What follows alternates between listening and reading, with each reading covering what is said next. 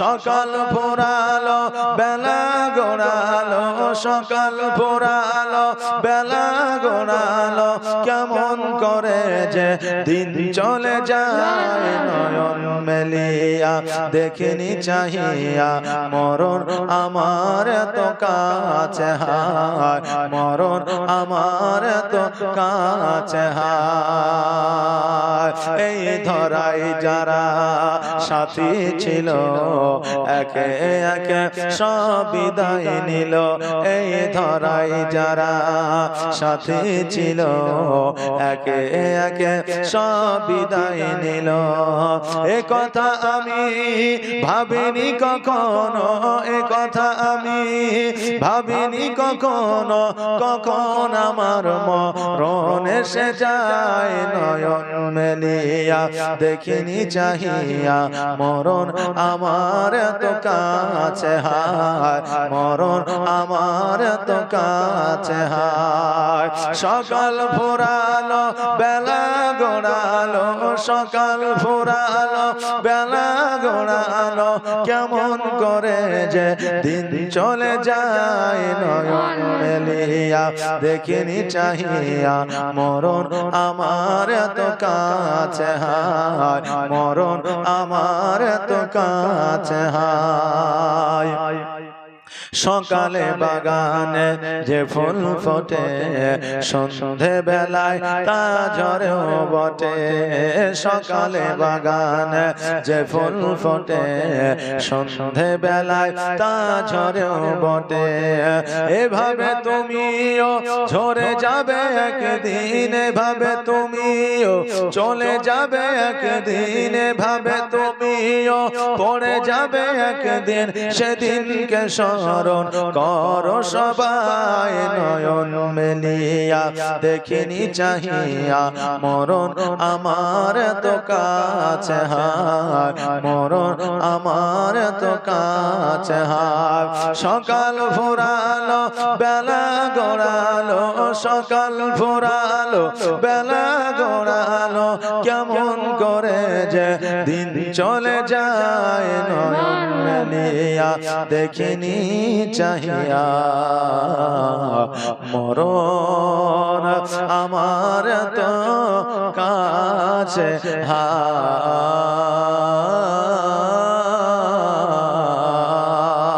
আল্লাহুম্মা সাল্লি আলা সাইয়্যিদিনা মাওলানা মুহাম্মাদ ওয়া আলা আলিহি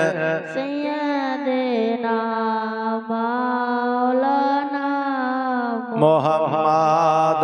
ও বাবাজি ভাইরা, আমার নবী পাক সাল্লাল্লাহু তাআলা আলাইহি ওয়াসাল্লাম জানো আপনার ওই কবর থেকে উঠিয়া দাফনের ব্যবস্থা করে দিলেন।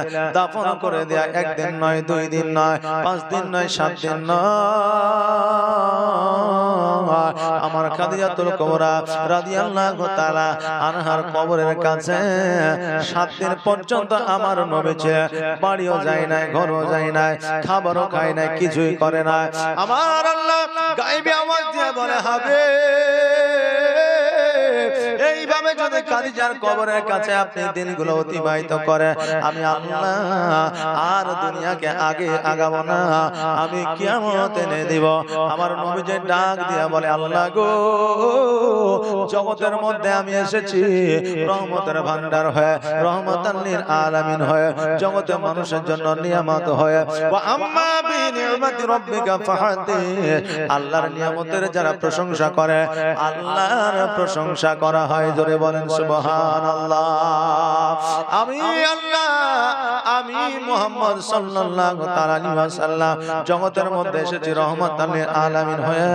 ও আল্লাহ, আমার মূলত উদ্দেশ্য হলো ইসলামের প্রচার ও প্রসার করা।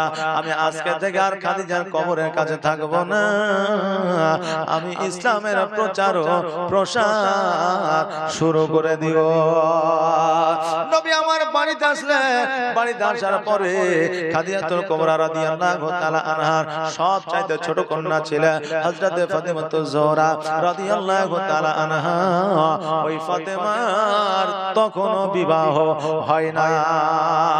13 বছর বয়স খাদিজাতুল কুবরা রাদিয়াল্লাহু তাআলা আনহার কন্যা ফাতেমা, ওই ফাতেমা যেন বাড়িতে থাকে আর আমার নবীজি যেন আপনার ইসলাম প্রচার প্রসারের জন্য বাহির হয়ে যায়। ওই আমার ফাতেমা আমার নবীর পথ চেয়ে যেন দাঁড়ায় থাকে, কারণ ফাতেমা ছাড়া আমার আর নবীজির কেউ নাই। ফাতেমা পর্দা নিয়ে আপনার দরওয়াজার সম্মুখে দাঁড়িয়ে থাকতে, আর ওই পথে একজন ইহুদি হেঁটে যাইতো। একদিন, 2 দিন, 3 দিন, 4 দিন, 5 দিন, 7 দিন এইভাবে হেঁটে যাইতে যাইতে ওই ইহুদি কন্যার সঙ্গে আমার ফাতেমার মুলাকাত হইল, কথা হইল, বার্তা হইল। এইভাবে তাদের মধ্যে একটা বন্ধুত্ব তৈরি হয়ে গেল। বন্ধুত্ব তৈরি হয়ে যাওয়ার পরে তাদের মধ্যে একটা কথাবার্তা শুরু হয়ে গেল। আমার ফাতেমা রাদিয়াল্লাহু তাআলা আনহাকে একদিন বলছে, ফাতেমা আমি হলাম ইহুদি কন্যা, তুমি হলে মুহাম্মদের কন্যা, আমাদের মধ্যে যে বন্ধুত্ব তৈরি হয়েছে এই বন্ধুত্বকে আমাদের মধ্যে থাকবে। আমার ফাতেমা রাদিয়াল্লাহু তাআলা আনহা ডাক দেয়া বলে, ও ইহুদি কন্যা রে, আজকে যারা বেধর্মী হয়, যারা ইহুদি হয়, মুসলমান ঘরের সঙ্গে তাদের কোনো সম্পর্ক থাকে না, তাদের কোনো আত্মীয়তা থাকে না, তবে আমি ফাতেমা আজকে তোমার যদি বন্ধু আমি হয়ে থাকে, আজকে তোমার যদি বান্ধবী আমি হয়ে থাকে, নিশ্চয় একদিন তুমি ইসলাম ধর্ম গ্রহণ করবে। আজকে তোমার সঙ্গে আমার বন্ধুত্ব।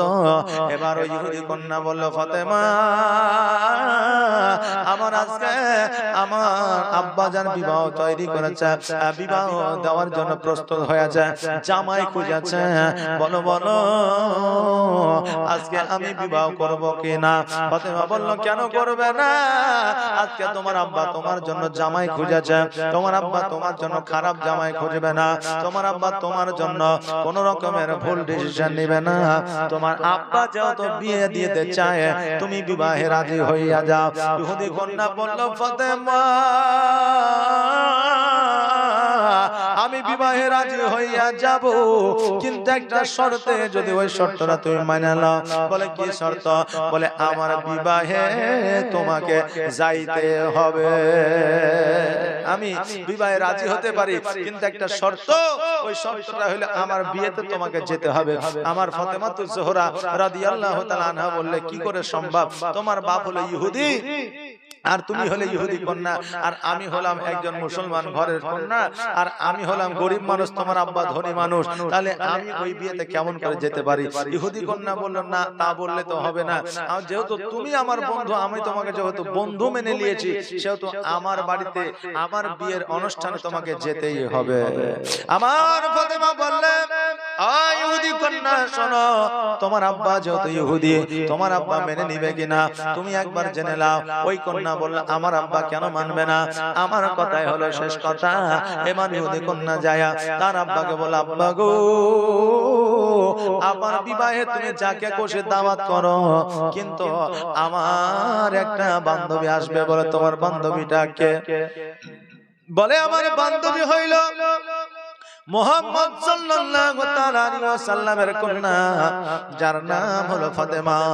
ইহুদি ডাক দেয়া বলে, কন্যা রে, আজকে যার কথা তুমি বলতে আছো, এই কন্যাটা হলো সব চাইতে গরিব ঘরের কন্যা। আমাদের বাড়ি যখন আসবে, কত ধনীপতি কোটিপতি আসবে, কত সুন্দর সুন্দর পোশাক পরিধান করে আসবে, আর তাদের সম্মুখে ছেঁড়া পোশাক পরে ওই ফাতেমা থাকবে, জিনিসটা ভালো দেখাবে না। অতএব আসবে ঠিকই, তুমি বলবা ঠিকই, কিন্তু একটা নতুন পোশাক যেন পরে আসে। ওই ইহুদি জানতো যে ওই মুহাম্মদ নতুন পোশাক কিনতে পারবে না, নতুন পোশাক কিনতে পারবে না, আর আসতেও পারবে না। এই জন্য শর্ত দিলে যে একটা নতুন পোশাক পরে যেন আসে। ওই ইহুদি কন্যা এসে আমার মা ফাতেমা রাদিয়াল্লাহু তাআলা আনহাকে বললেন, ও ফাতেমা শোনো গো, আজকে আমার বিবাহে তুমি একটা নতুন পোশাক পরে যাবা। আমার ফাতেমা রাদিয়াল্লাহু তাআলা আনহা মনে মনে বলে, আল্লাহ গো, আজকে একবেলা খাবার আমাদের সঠিকভাবে জোটে না, পোশাক কোথা থেকে পাইবো? কিন্তু ইহুদি কন্যা তো অভাব নাই, আর অভাবীদের খবর একটা বড় লোক ধনী মানুষ বোঝে না। আমার ফাতেমা রাদিয়াল্লাহু তাআলা আনহা উনি বললেন ঠিক আছে ইনশাআল্লাহ চেষ্টা করব, তুমি যাও। এবার ইহুদি কন্যা চলে গেল। আমার ফাতেমা রাদিয়াল্লাহু তাআলা আনহা যেন আপনার মুখটা ভারী করে বসে আছে। নবী আমার ইসলাম প্রচার করে বাড়িতে ঢুকলেন। ঢোকার পরে ফাতেমাকে বলে, ফাতেমা আজকে তোমার মনটা কেন খারাপ রে মা? আজকে তোমার মন খারাপ দেখলে আমি নবী ভালো লাগে না। ও ফাতেমা বলো বলো তোমার মনটা কেন খারাপ? আমার ফাতেমা বলে, আব্বা গো ইহুদি কন্যা আমাকে দাওয়াত করে গেছে, কিন্তু একটা নতুন পোশাক পরে গেছে। বলে কবে? বলে জুম্মার দিন। আমার নবীজি বলে, মা তুমি চিন্তা করো না, চিন্তা করো না, এই জন্য চিন্তা করো না যে আমার আল্লাহ যেহেতু আছে, আল্লাহর কাছে তুমি চাইবা, তোমাকে আল্লাহ দিবে, কারণ তুমি যে জান্নাতের রানী। অতএব তুমি যেহেতু জান্নাতের রানী, জগতের মধ্যে তোমাকে বেইজ্জত করবে না। আমার আল্লাহর কাছে তুমি চাও, আল্লাহ তোমাকে দিবে। এবারে বাবাজি ভাইরা, আমার মা ফাতেমা রাদিয়াল্লাহু তাআলা আনহা দুই রাকাত নফল নামাজ পড়লেন। নামাজ পড়ার পরে আল্লাহর দরবারে হাত দুখানা উত্তোলন করলেন। হাত দুখানা উত্তোলন করে বলে, আল্লাহ আজকে আমার ইহুদি কন্যা আমাকে দাওয়াত করেছে, আজকে আমি যদি ছেঁড়া পোশাকে যাই আমার ইজ্জত যাবে, আমার নবীর ইজ্জত যাবে। অতএব আল্লাহ গো তুমি এই বেইজ্জতের মালিক, তুমি হলে ইজ্জতের মালিক, তুমি ইজ্জত যাকে দিয়ে দাও, বেইজ্জত জগতের মানুষ করতে পারে না। তুমি যদি বেইজ্জতি করো, জগতের কোন মানুষ ইজ্জত দিতে পারে না। অতএব আল্লাহ আমাকে একটা জান্নাতি পোশাক দিয়ে দাও। আমার আল্লাহ ডাক দিয়া বলে, জিবরাইল দেরি করিও না, দেরি করিও না, যাও যাও যাও, একটা জান্নাত হইতে পোশাক নিয়ে গিয়া আমার ফাতেমাকে দিয়া দাও। আমার ফাতেমাকে জিবরাইল আলাইহিস সালাম একটা জান্নাতি পোশাক এনে দিলেন। আর ওই জান্নাতি পোশাকটা আমার ফাতেমাতুজ জোহরা রাদিয়াল্লাহু তাআলা আনহা পাইলেন। আর পাওয়ার পরে আমার ফাতেমা খুশি হয়ে গেলেন। জুম্মার দিনে গোসল বানায়া পরিষ্কার পরিচ্ছন্ন হইয়া আমার ফাতেমা পোশাকটা পরিয়া যেন আপনার ইহুদের বাড়িতে চললে। এবার ইহুদের বাড়িতে শত শত আপনার নারী, শত শত আপনার নারী, ওই নারীদের পোশাক হলো দামি দামি পোশাক। যত বড় ধনী ব্যক্তিদের আপনার মেয়ে কন্যা, অতএব তাদের গায়ে আপনার দামি দামি পোশাক। আমার ফাতেমা পোশাক পাবে না বলে তারা অট্ট হাসি হাসে যে ফাতেমা যখন আমাদের বাড়ি আসবে ওই ফাতেমাকে পোশাক নিয়ে তাচ্ছিল্য করব, আর কি ফাজলামো করব, যাতে অপমান হইয়া এই ইহুদির বাড়ি থেকে ফাতেমা পালায়। জোরে বলেন নাউজুবিল্লাহ। আমার ফাতেমা রাদিয়াল্লাহু তাআলা আনহা জান্নাতে পোশাকটা পরে যেমন ইহুদি বাড়িতে আপনার প্রবেশ করেছে, যেমনি আপনার এন্ট্রি করেছে, অমনি জানো ইহুদি কন্যারা অপমান অপদস্থ তো করা দূরের কথা, ওই পোশাক দেখে ইহুদি কন্যারা যেন পাগল হয়ে গেছে। জোরে বলেন সুবহানাল্লাহ। ইহুদি কন্যারা পাগল হয়ে গেছে, কি বলবে আর খুঁজে পায় না, কারণ এত দামি দামি পোশাক তারা পরে আছে। কিন্তু ওই দামি দামি পোশাকের কাছে, ফাতেমার পোশাকের কাছে তাদের দামি পোশাক কিছুই না। সবাই ডাক দেয় বলে, ফাতেমা আজকে আমাদের আব্বার, আমার স্বামীর এত টাকা এত পয়সা, তবু এত সুন্দর পোশাক আমরা কিনে পাই না রে। আর তুমি এত সুন্দর পোশাক তুমি কোথায় পাইলা? যেহেতু তোমার আব্বা গরিব, তোমাকে একটা পোশাক কিনে দেওয়ার মতো ক্ষমতা নাই। এত সুন্দর পোশাক তোমাকে কোথা থেকে আইনে দিল? কোন বাজার থেকে এনে দিয়েছে? কোন মার্কেট থেকে এনে দিয়েছে? বলো বলো, কোন দোকান থেকে, কোন শপিং মল থেকে তুমি নিয়ে এসছো? মহিলারা সব চাইতে বেশি পছন্দ করে আপনার একে অপরের পোশাক। দেখবেন একটা মেয়ে আরেকটা মেয়ের দিকে যদি তাকায় তো দেখবেন নিশ্চয়ই ওই মহিলাটার জামাটার পছন্দ হয়েছে। কথা বুঝলেন? হ্যাঁ, এখন একজন নারী যদি আপনার পাশে যদি একটা শাড়ি পরে যদি দেখে, তো তারপরের দিনই ওর স্বামীকে বলবে যে স্বামী গো, ওই দেখো অমুক জন একটা শাড়ি পরেছিল, শাড়িটা বেশ ভালোই লাগছে, তো কিনে নিয়ে আসিও না। ও যদি বলে যে কোথায় পাওয়া যাবে, তো ওকে আর ঠিকানা দেখতে হবে না, ওই ঠিকানা বলে দিবে যে অমুক দোকানে পাওয়া যাবে, একটা নিয়ে আসো। তার মানে কি ওর কাছে খোঁজ নেওয়া হয়ে গেছে যে কোন শাড়িটা কোন দোকানে নিয়ে এসেছে, কত টাকা দাম নিয়েছে, কি বিস্তারিত সবকিছু জানাবার হয়ে গেছে। কথাকে বুঝলে? হ্যাঁ বাপজি ভাইরা, ইহুদি কন্যারা বলে, এ ফাতেমা বলো বলো কোন জায়গা থেকে পোশাকটা আনিয়াছো, কোথায় পোশাকটা পেয়েছো? আমার ফাতেমা রাদিয়াল্লাহু তাআলা আনহা বলে, ওই ইহুদি কন্যারা এই পোশাকটা কোনো মার্কেটে পাওয়া যায় না, এই পোশাকটা কোনো দোকানে পাওয়া যায় না, এই পোশাকটা কোনো তাঁতের বাড়িতে তৈরি হয় নাই রে। এই পোশাকটা পাইতে হলে একমাত্র ইহদিনাস সিরাতাল মুস্তাকিমের পথের প্রতীক হয়ে যেতে হবে। ওই ইহুদি কন্যারা বলল, ইহদিনাস সিরাতাল মুস্তাকিমের পথের প্রতীক হইতে গেলে কি করতে হবে? সর্বপ্রথম নবীর কলমা পড়তে হবে, লা ইলাহা ইল্লাল্লাহু মুহাম্মাদুর রাসূলুল্লাহ সাল্লাল্লাহু তাআলা আলাইহি ওয়াসাল্লাম। যখন এই কথা বলা, ইহুদি কন্যারা রাজি হয়ে গেল, যাও যাও যাও, আমরা মুসলমান হয়ে যাব, আমাদের এই পোশাকটা দরকার। সঙ্গে সঙ্গে আমার মা ফাতেমা রাদিয়াল্লাহু তাআলা আনহার হাতে হাত দিয়া, একটা নয়, দুইটা নয়, পাঁচটা নয়, সাতটা নয়, 50টা নয়, 60-70টা নয়, 113টা নারী আমার ফাতেমার হাতে হাত দিয়া মুসলমান হয়ে গেলেন। জোরে বলেন সুবহানাল্লাহ। যে ফুল যুগ যুগান্তরে খুশবু ছড়ায়, ফুলের গাছ যেমন হবে ফুলও তেমন হবে, শুধু তখন সেন্ট দিবে না, সারা বছর যুগ যুগান্তরে খুশবু দিবে। জোরে বলেন সুবহানাল্লাহ।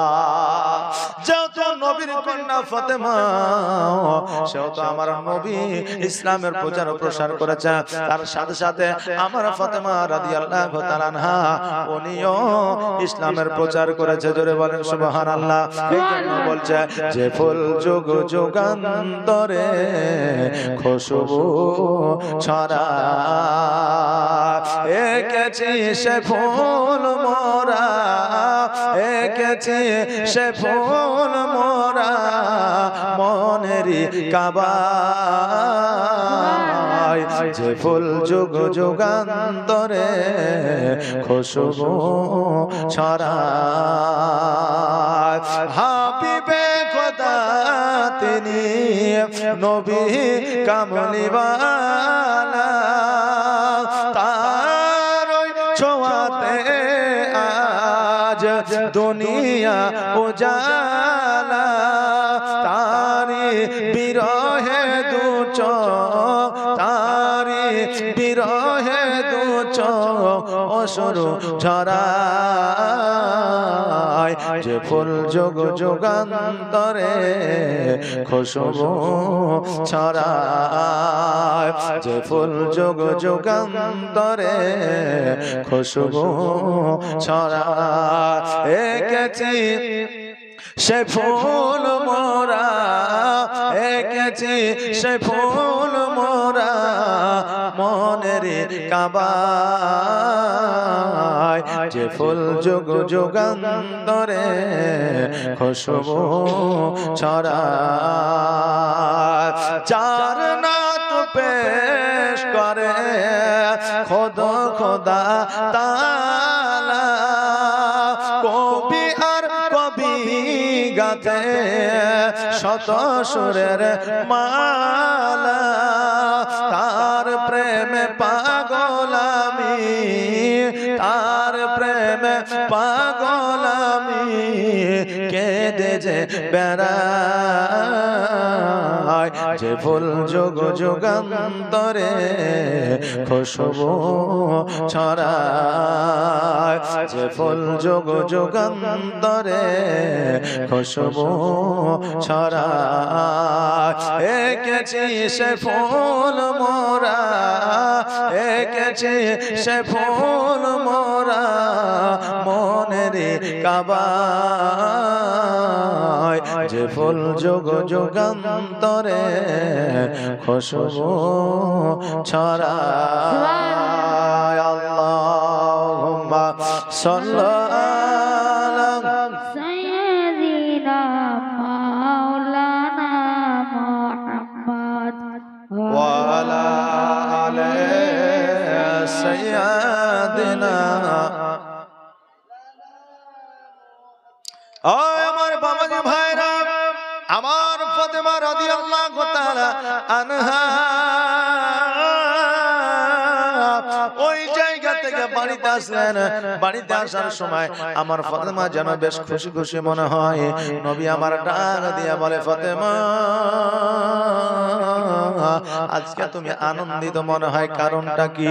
আমার ফাতেমা ডাক দিয়ে বলে, ইয়া রাসূলুল্লাহ, ইয়া হাবিবাল্লাহ, নবী গো,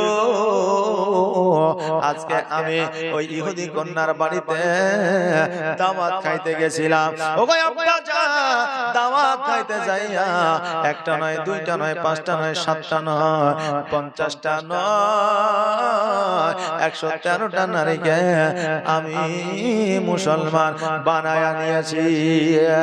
নবী আমার বলে খাদিজা, নবী আমার বলে ফাতেমা, এই জন্য তো আমার আল্লাহ তোমাকে জান্নাতের রানী বানায়া নিয়েছে। ও আমার বাবাজি ভাইরা, আমার নবীজি মসজিদে নববীতে আসলেন। আসার পরে সাহাবীদেরকে বলে, সাহাবীরা, আমার ফাতেমার বান্ধবীদের বিবাহ হয়ে গেল, আমার ফাতেমার বিবাহ আমি দিতে চাই। ও সাহাবীরা, শোনো শোনো, আজকে আমার ফাতেমার জন্য একটা জামাই তোমরা খোঁজো।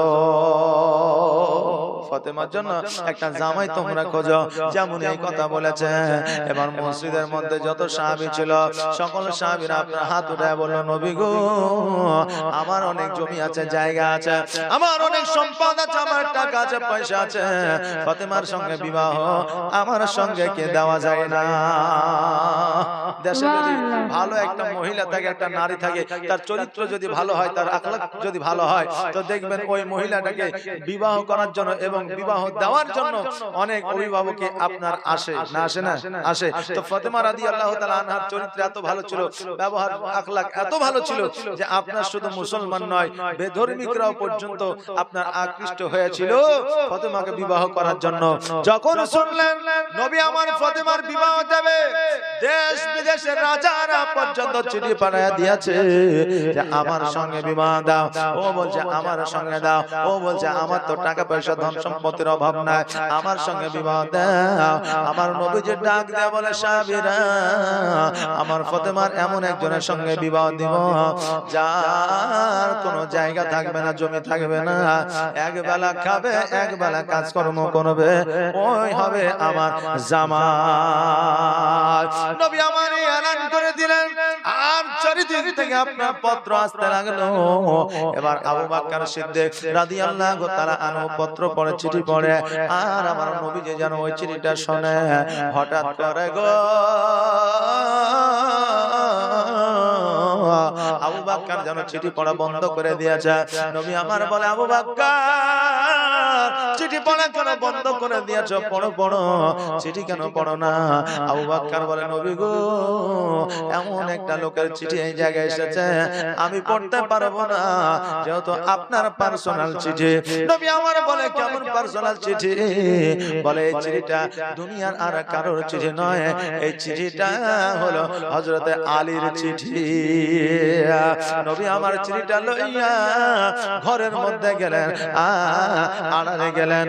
যাওয়ার পরে যেন আপনার চিঠিটা যখন দেখছেন যেন নবীকে আমার সালাম দিয়েছে, আর বলে দিয়েছে, হাবিব,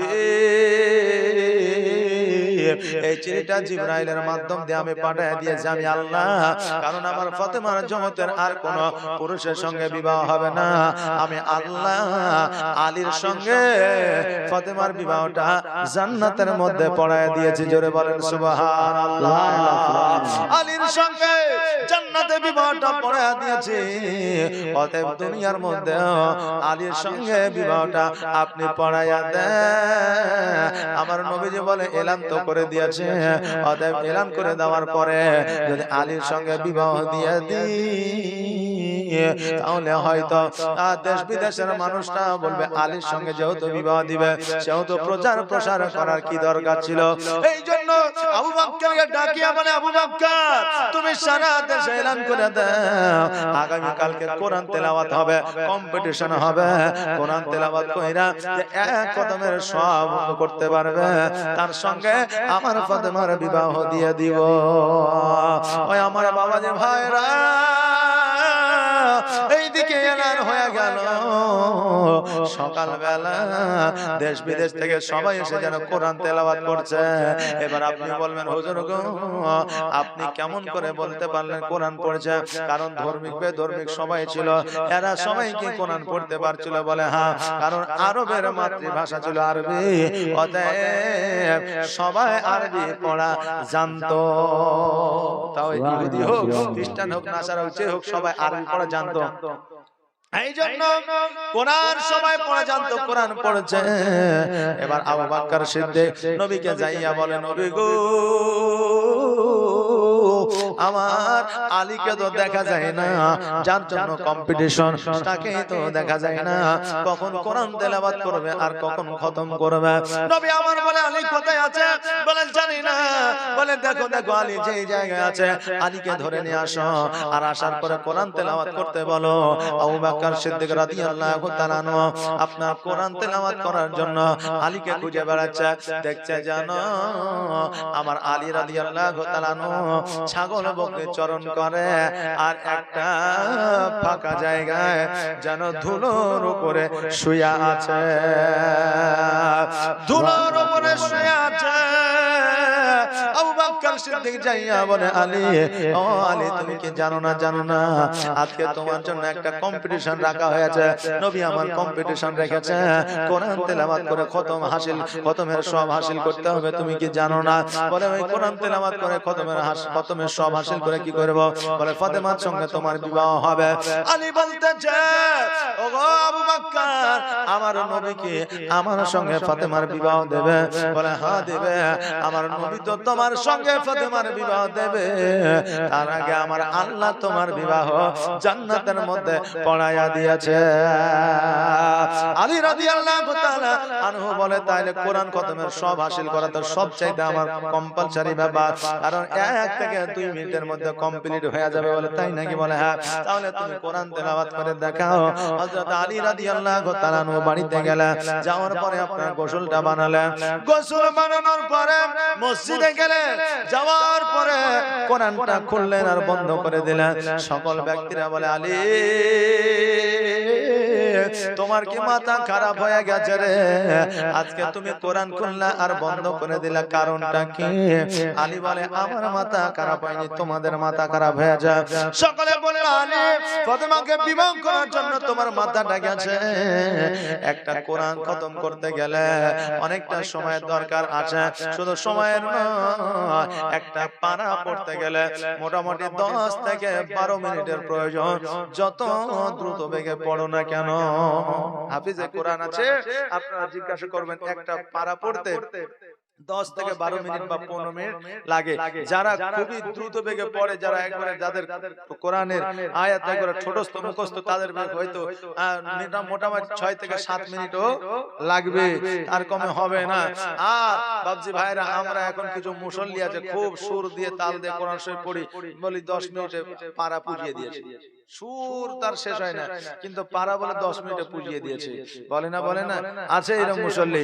ও বাবাজি ভাইরা, আলীকে বলতেছে একটা পারা পড়তে যে এতটা সময় লাগে, আর তুমি মাত্র 1 মিনিট কোরআন খুলে বন্ধ করে দিলা আর বললা খতম হয়ে গেছে। এটা কি করে সম্ভব? এই খবরটা আমার নবীর কাছে পৌঁছালো, আর নবীর কাছে যেমনই পৌঁছানো, আমার নবী যে গুটি গুটি পায়ে আসলে, আসার পরে বলে, আলী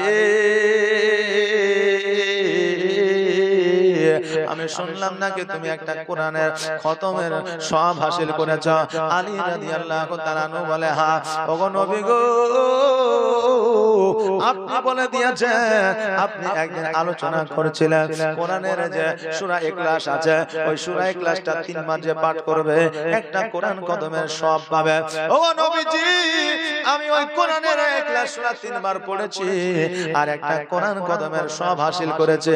আমার নবী ডাক দিয়ে বলে, আরববাসীরা আর কোরআন তেলাওয়াত করতে হবে না, হবে না, কারণ আমার আলী কোরআন খতম করে দিয়েছে।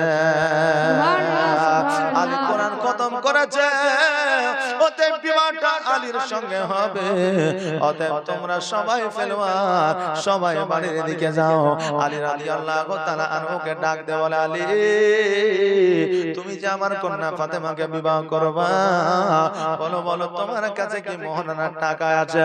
আলী বলে, ইয়া রাসূলুল্লাহ, ইয়া হাবিবাল্লাহ, নবী গো, মোহরানার টাকা তো দূরের কথা, আমার কাছে এক বেলা খাওয়ার মতো পয়সা না।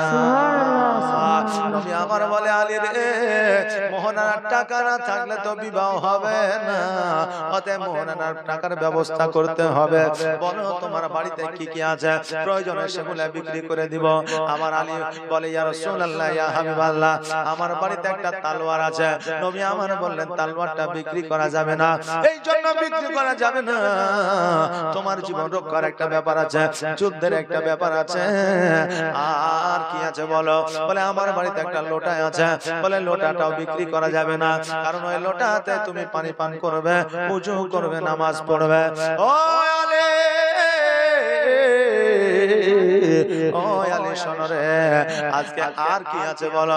বলে, আমার বাড়িতে একটা ঢাল আছে, যুদ্ধ করার ময়দানে যখন যাই তখন লিয়ে যায়।